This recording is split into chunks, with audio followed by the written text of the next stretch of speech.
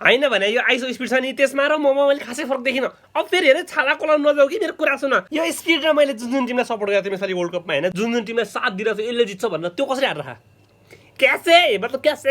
Hello अझ यो अर्जेन्टिनाले बेला बेला त हारिदिन्छ कि जस्तो गर्छ। अनि लास्टको 10 मिनट खै के बोल्छ लास्टको 10 मिनट पागल हुन्छन्। ओ माई गड हुन्छन्।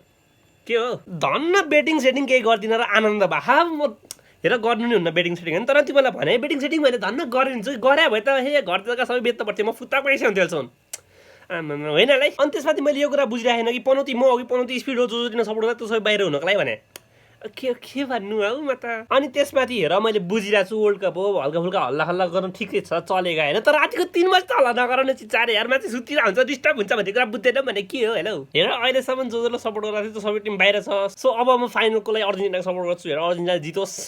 You got it. त्यसैले आजको भिडियो यति नै गरौँ। यदि मेरो भिडियो के गर्ने आसन हेर्नु भइसक्यो भने मेक स्योर टु फलो।